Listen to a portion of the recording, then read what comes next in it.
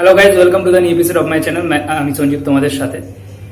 তো এখন এই ভিডিওতে কথা বলবো আপকামিং বাংলাদেশি ল্যাঙ্গুয়েজ সিনেমা তুফান নিয়ে, যেটা আজকে থেকে বাংলাদেশে রিলিজ করছে এবং আগামী 28 তারিখ থেকে ইন্ডিয়াতে রিলিজ করবে। তো গতকাল না, তার আগের দিন 15 তারিখ এই সিনেমাটা ট্রেলার লঞ্চ করা হয়েছে এবং আমি এই পদক্ষেপটাকে খুব ভালো পদক্ষেপ মনে করি, কারণ আজকে থেকে মানে 17 তারিখ সিনেমাটা বাংলাদেশে রিলিজ করছে এবং তার ঠিক আগে ট্রেলার লঞ্চ করা মানে হচ্ছে সিনেমার যে হাইপটা ছিল, সিনেমার অলরেডি একটা হাইপ ছিল দুই বাংলা জুড়ে, স্পেশালি ওপার বাংলায়।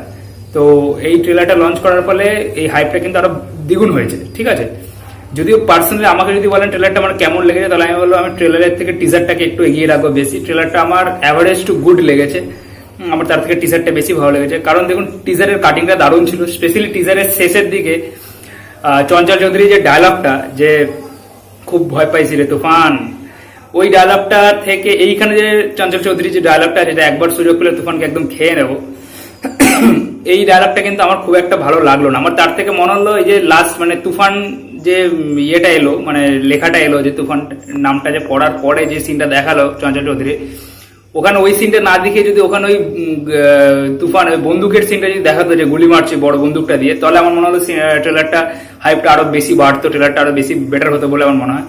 ওভারঅল পুরো ট্রেলারে আমরা একটা জার্নি দেখতে পাচ্ছি এখানে, সাকিব খানের একটা জার্নি, সে কিভাবে লাইনে আসছে, সে কিভাবে বড় হয়ে উঠছে, যেটা আমরা আপাতত দেখে ট্রেলার দেখে যেটা মনে হলো, যে যেরকম গ্যাংস্টার ড্রামা আমরা দেখেছি হিন্দিতে বলুন বা বাংলায় চেঙ্গিস বলুন, অনেকটা ওই রকমই হতে যাচ্ছে। নিজের কাউকে মেরে দিচ্ছে, তারপরে সেখান থেকে আস্তে আস্তে সে কিভাবে ছোট থেকে বড় হয়ে উঠছে, বিশাল বড় গ্যাংস্টার হয়ে উঠছে, সেই জিনিসটা এখানে মেনলি দেখানো হবে।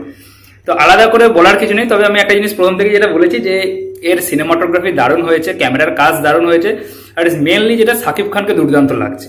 ঠিক আছে, এইটা হচ্ছে বিশাল বড় একটা প্লাস পয়েন্ট, সাকিব খানকে দুর্দান্ত লাগছে। শাহরুখ খানের এর আগে আমি বেশ কিছু সিনেমা আমি দেখেছি, যেগুলো এপার বাংলা ইন্দো বাংলাদেশের জয়েন্ট ভেঞ্চার্সে তৈরি হয়েছিল, তো সেগুলো আমি দেখেছিলাম। তো সেখানে শাহরুখ খানের অ্যাক্টিংও অ্যাভারেজ লেগেছে, তাকে দেখতেও অ্যাভারেজ লেগেছে, বাট এখানে অনেক কিছুই খুব বেটার, বেশ ভালো লাগছে সব শাহরুখ খানকে। প্লাস এখানে কিছু ডায়লগ ভালো লেগেছে, যে মানে ট্রেলারের সঙ্গে মানানসই ডায়লগ দিয়েছে, যেমন তুফান কে পোস্ট মানানো যায় না, তুফান পোস্ট মানে না, এই একটা ডায়লগ পোস্ট মানায়।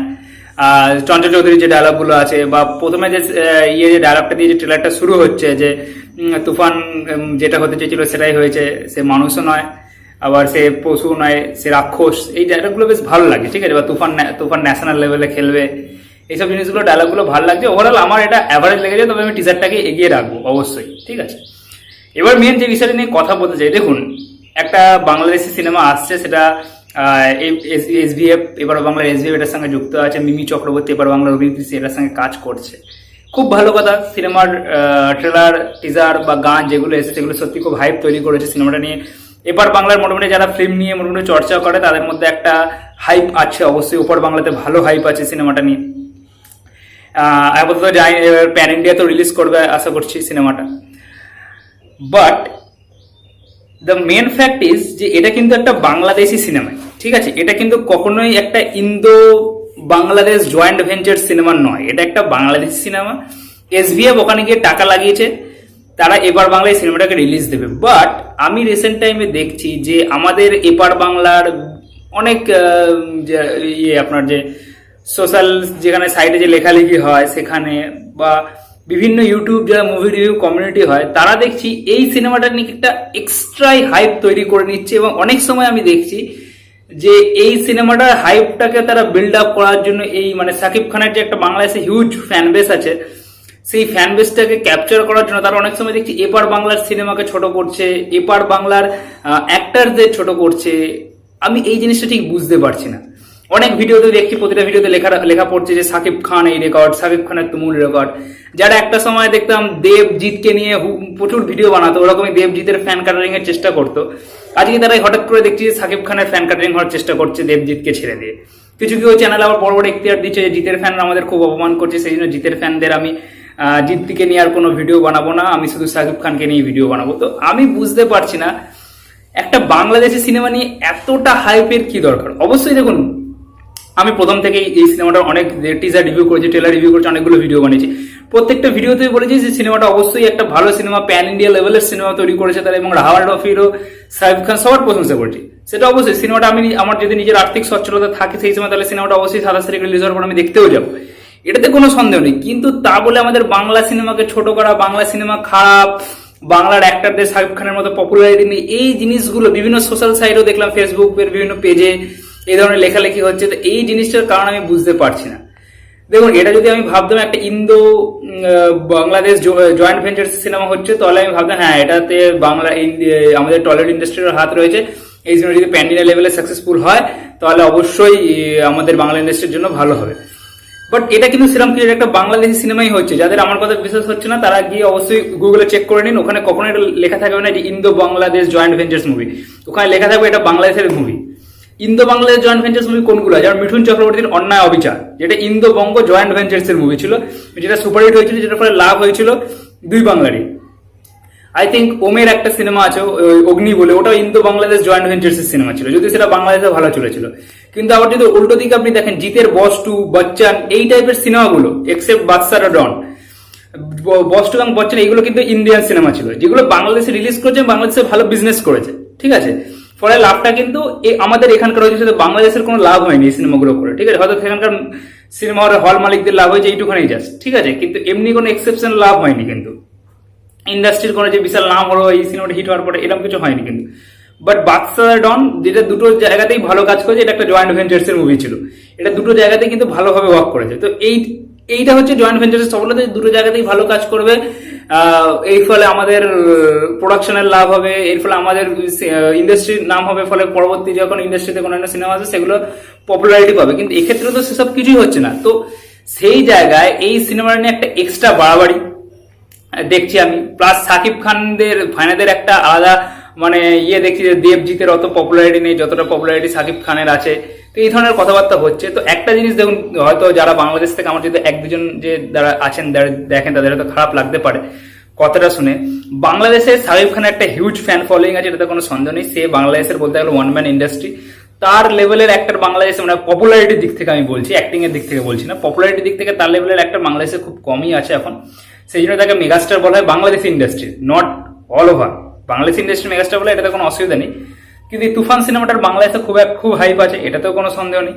কিন্তু আপনি যদি সত্যি কথা বলছি আমি, হয়তো অনেক ইউটিউব রিভিউয়াররা, মুভি রিভিউ যারা করে, তারা আপনাদের এটা বলে ভুল বোঝে এবার বাংলাতে এই সিনেমার হিউজ হাইপ রয়েছে।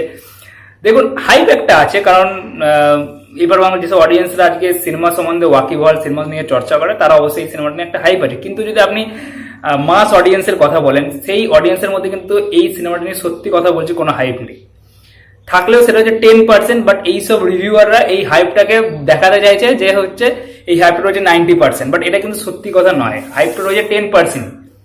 যতটা হাইপ এইবার বাংলায় জিৎ বা দেবের সিনেমা ঘিরে হয়, সেই হাইপটা কিন্তু তুফানকে ঘিরে নেই, এটা সত্যি। হ্যাঁ, অবশ্যই সিনেমাটা যদি ভালো হয়, আপাতত সিনেমা যা যা এসে সবই ভালো এসছে, যদি সিনেমাটা ভালো হয় তাহলে এবার বাংলাতে অবশ্যই ওয়ার্ড অফ মাউথ ভালো হাইপ তৈরি হবে, যেমনটা আজকে বুমেরাঙের হচ্ছে, ঠিক আছে। দীর্ঘদিন পরে জিতের সিনেমা এরকম ভাবে, চেঙ্গিজের পর দেখাচ্ছে এরকম ভাবে হাউসফুল হচ্ছে সিনেমা।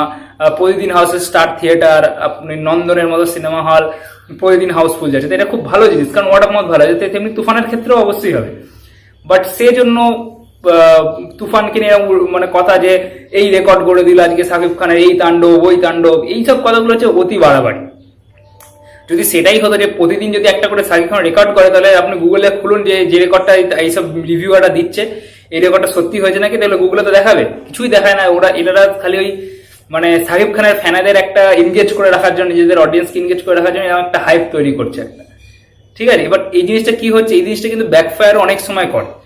কারণ দেখুন, আপাতত গল্প দেখে যেটা বলছে সেটা হচ্ছে গ্যাংস্টার ড্রামা যেরকম হয় সেই টাইপের গল্প। এবার স্ক্রিন প্লে কতটা এনগেজিং হয়, কতটা নতুনত্ব তারা দেখাতে পারে, সেটা হচ্ছে দেখার বিষয়। কিন্তু এই যে এরা যে একটা হাইপ তৈরি করে দিচ্ছে, এই হবে ওই হবে এই সেই হবে, যদি দর্শক গিয়ে কালকে এই সেই জিনিসগুলো, সেই হাইপের মতো জিনিস দেখতে না পায়, তাহলে কিন্তু প্রচুর প্রবলেম হবে সিনেমাটার জন্য। তখন কিন্তু এই হাইপটাই ব্যাকফায়ার করবে।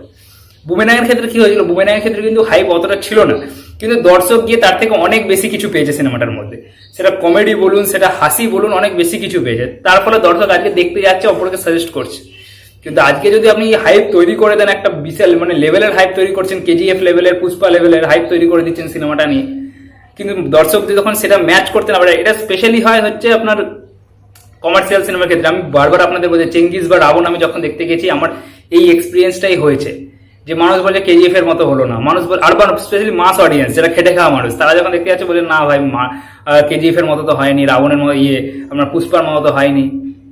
এই জিনিসটাই হয় কমার্শিয়াল সিনেমার ক্ষেত্রে। তো এই জিনিসটা করা কখনোই উচিত না। যদি একটা সিনেমা ভালো এখানে বিজনেস করে, যদি ভালো হয়, সেটাও ব্যাকফায়ার করে যাবে এই ধরনের কাজের জন্য। আর তার জন্য আমাদের বাংলা ইন্ডাস্ট্রিকে ছোট করা, বাংলা স্টারদের ছোট করা, এটা কখনোই অন্তত আমি মেনে নিতে পারবো না। তো আমি এই ব্যাপারটা তীব্র নিন্দা করছি। হ্যাঁ, অবশ্যই আমি এই সিনেমাটার সঙ্গে আছি, এই সিনেমাটা দেখতে যাবো যদি আমার পয়সা করে জমে হাতে তলে, আমি অবশ্যই তুফান সিনেমাটা দেখতে যাবো। এসডি বেটের সঙ্গে যুক্ত আছে আমাদের মিমি চক্রবর্তী, এটা অভিনয় করছে, সব ভালো আছে। কিন্তু তা বলে বাংলার স্টারেরা, ছোট বাংলা স্টারদের সেই পপুলারিটি নেই।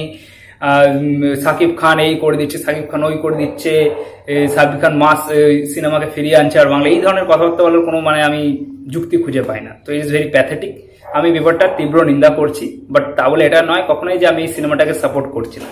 সিনেমাটা যা যা আপাতত এসছে আমার খুবই ভালো লেগেছে এবং অবশ্যই আমি পারলে সিনেমাটা দেখতে যাবো।